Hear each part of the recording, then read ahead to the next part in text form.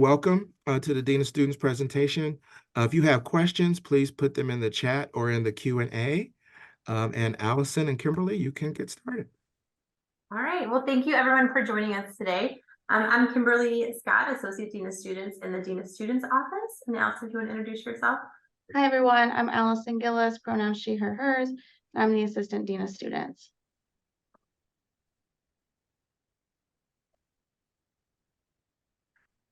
And I'm Edwin Mays. I'm the Director of First Year Experience and Family Programs. All right, so here's some of the folks that work in our office. So we have a good crowd here. So Shirley is our Associate Vice President and Dean of Students, Shirley Mosley. Arlette and Greg are also in our office. They focus a little bit more on our grad students.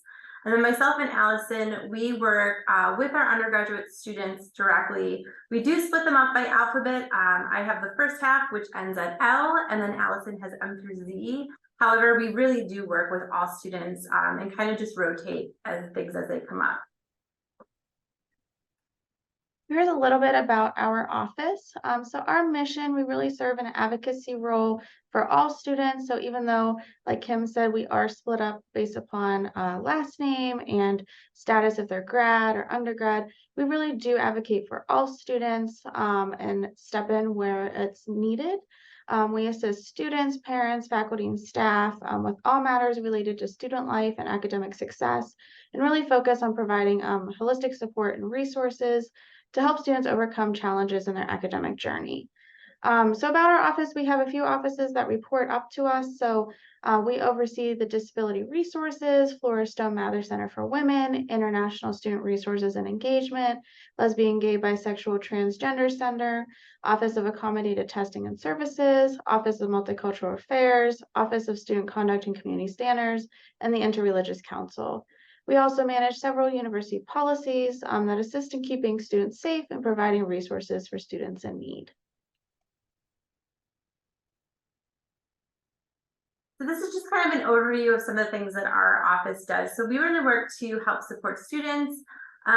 We do student advocacy and case management. So and with that, it's really just if your student is struggling, if they're having some challenges anywhere throughout the university, those can be personal challenges, academic challenges, health issues, concerns, our office will work with your student. We'll meet with them to talk through kind of what's going on and see what we can do to advocate for them, get them the support and care that they need, and what services to refer them to.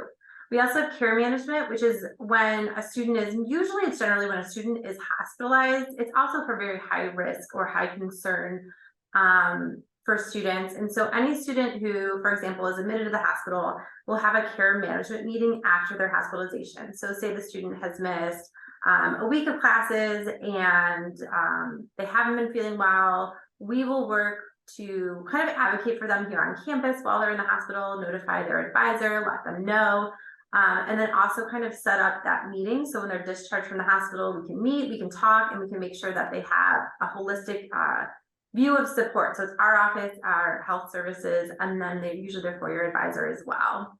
We have behavioral intervention teams. That's called a BIT. So we have an undergraduate and a graduate BIT.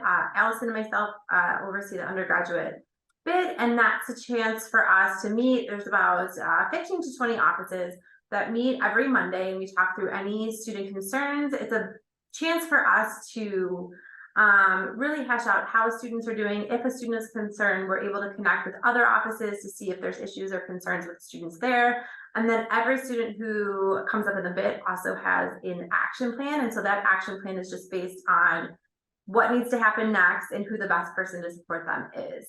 We also do consultations, wellness checks. So if a student's really struggling and somebody reaches out and they think that student needs help, we'll coordinate to figure out who should check in with the student, making sure they're safe and they're okay. Basic needs, that's going to come up a little bit later. I'm going to let Allison handle that, but Allison does a lot of work for basic needs and supporting our students. We also have some reporting systems, our care report, our community concern report. So if someone's worried about a student, whether that's a parent, whether that's your student reports to you that their roommate's doing something they're really worried about, and you want to let us know, those reports come to our office and then give us a chance to reach out to students, advocate for students, and figure out what they need. We have a student emergency fund where that is for any student who is struggling with an urgent situation that is causing them some financial distress. So it could be, for example, a parent passes away unexpectedly and the student needs to fly home and they need the funds for that. So those are reviewed on a case-by-case basis. And then diversity, equity, inclusion is also part of the work we do in our office. So student privacy and Dean of Students frequently asked questions. So the main policy that we fall under when it comes to privacy is FERPA, or the Family Educational Rights and Privacy Act. So for us, in a lot of our work, we are able to reach out to families if needed, because FERPA allows us to reach out to emergency contacts when there is a crisis. A lot of the work that Kim and I are doing are crises, so we are able to kind of work around FERPA because of the caveat that if it's a crisis, you can reach out. But at the same time, if it doesn't reach the crisis level, we can't share student information with family. So it also keeps us confidential to the university. So we can share with others that need to know, but we can't just share information to share. HIPAA is a little different, which is UH and CS, and that falls under the typical HIPAA guidelines for medical and mental health professionals. So under FERPA, you might call and share a lot of information about your student, but we might not be able to share anything back. But if it's a hospitalization, we are going to be able to reach out to you. So some common questions we get: when would I get a call from the Dean of Students office? You're going to get a call if your student is hospitalized, whether that be for medical or mental health reasons, and we were made aware of that.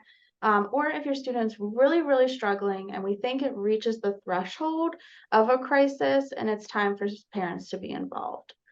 What if my student needs to go to the hospital? What if there's a medical or mental health emergency while they're at home? So if they need to go to the hospital while they're here, they should definitely reach out to support services, reach out to the hospitals, go to the ER, call 911, whatever that looks like, whatever that level of support is, they should definitely reach out, and then we can do the other stuff after that. Let's focus on their well-being first.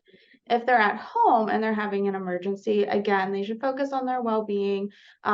We would love a call from you all or an email letting us know that your student is in the hospital once you all are in that spot that you're able to do that, so that we can start our processes.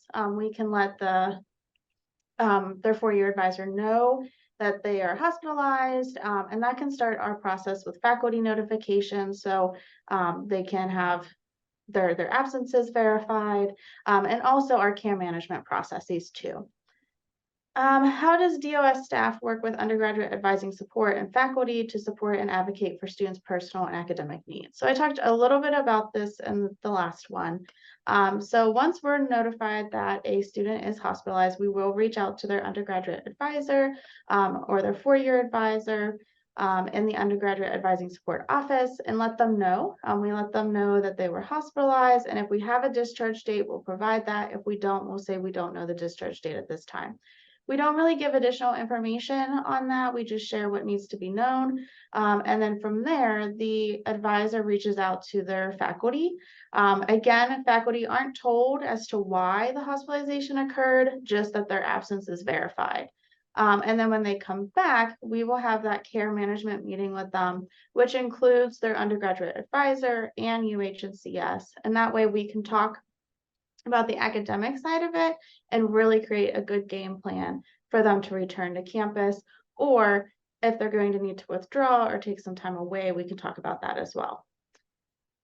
What if my student has a personal emergency and needs to leave school for a while? What support will they receive? If they have a personal emergency and need to leave, we can definitely, I think it's a case-by-case basis. So let's say they need to leave for 3 or 4 days. First off, do what you need to do. Take care of your personal emergencies. We recognize that students are humans first and have things that are going to come up.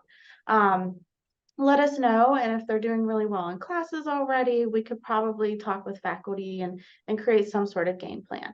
If they need to take a more extended absence, again, do what they need to do and take care of their personal needs and well-being, and we can create a game plan of what the withdrawal looks like and how re-enrollment would look come the next semester. What if I can't reach my student and have worries or concerns about their well-being? When it comes to reaching your student, to start, they are students. There's times they're going to sleep in. There's times that they might be in class and those types of things. So definitely give your students some time to respond back to you. But if you're really concerned about them and you haven't heard from them, please feel free to reach out to us. We can definitely see what support systems we can initiate and see how we can maybe check in with them. But if your student shares something that's really concerning, such as thoughts of suicide or self-harm or anything like that, please just call our police department directly, and we'll have their phone number later on so that they can do a wellness check and check in more immediately. We are in the office 8:30 to 5, and the police are here 24/7. So if it's something that's a crisis and you're really concerned, definitely reach out to the police.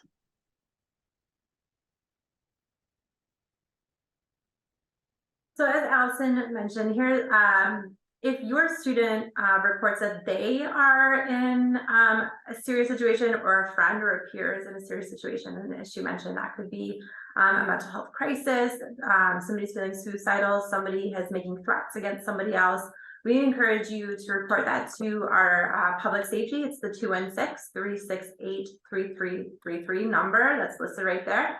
If it's something that's not imminent, but you are concerned about the behavior, there's a couple different ways you can let us know. Certainly the care reports, you can go to the Dean of Students website. We have our care report on there. That's a report you can fill out about your student or any student that might be of concern. I would also tell you to encourage, if your student's worried about somebody, they could always report through that as well. We try to keep that information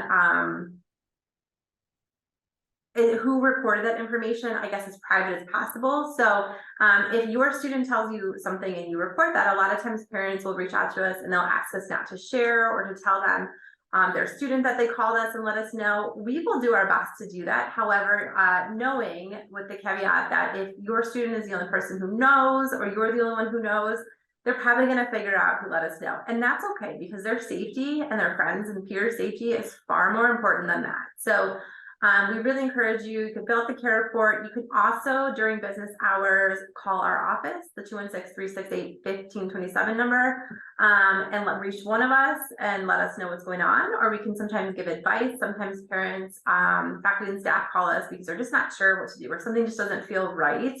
I would say the majority of things we get are something that doesn't feel right and someone's not sure what to do. So it's asking for advice or different resources, or how can I support my student? So we're more than happy to have those conversations. And then also you can email us. We have the Dean of Students email. That is the best way. The easiest way to get a hold of us is just either fill out the report, call the office, or email the Dean of Students. You don't need to email myself. You can email myself or Allison directly, but sometimes people will try to figure out whose dean is who. We're really everybody's dean. So if I'm out of the office and an email concern goes to the Dean of Students office, then someone's going to address it that day. Where if it comes to my personal email and I'm not here, I can't respond, or I'm most likely not going to respond because I'm not here. But we encourage you to use that general Dean of Students account. But the one thing we will say is that, you know, and Allison mentioned, we can not necessarily share things with you, but you can let us know anything you want to let us know. And once we have that information, we can do something about it, because we only know what we know. And so the faculty, the staff, the other students, and our parents are really our eyes and ears on our students. So we encourage you to let us know and keep us up to date if something is of concern. So we talked earlier about our reporting systems. So I'll briefly go over them again. So our care report is a reporting system that allows community members, friends, family to report concerns about a student's well-being and start the process of getting support and advocacy. These reports, like Kim said earlier, can come from family, they can come from faculty and staff, they can come from other students who are concerned about maybe their roommate or their friend. So a care report is a great way that if your student shares with you that one of their peers or their roommates are really struggling and you want us to know, you could submit that care report. Community concerns reporting system is for students who report perceived mistreatment based on their ethnic identity, gender identity and expression, skin color, religion, national origin, age, disability, or sexual orientation. basic needs resources. So if you know a student who's struggling to meet their basic needs, you can submit a care report and select basic needs, and that will get a referral into us. But we also have basic needs resources on our website. So please take a look at those if a student needs support. We have about 5 food pantries on our campus, so lots of resources for basic needs, and definitely reach out to us so we can see how we can maybe do case management and support further. And then our Student Emergency Fund is also on our website, where students can submit a request for emergency funding to help with those short-term financial supports that were emergency, accident, unplanned event. So we can't support students who maybe spent too much at Starbucks and now can't afford something, but we could assist a student who had a car repair that was absolutely necessary for them to get to their internship, and now because of that, they can't pay for rent. And we can definitely review that and see how we can help and support. So this is our contact information again. So if you want to take a picture of that or keep it in your phone, this is how you reach us. And then any questions? Thank you. Okay, so certainly if you have future questions, Dean of Students at case.edu. So we look forward to seeing you in January and meeting your students. Thank you very much, Allison and Kimberly, for your presentation today. And hope everyone has a nice rest of the day. Thank you. Thank you. Thank you.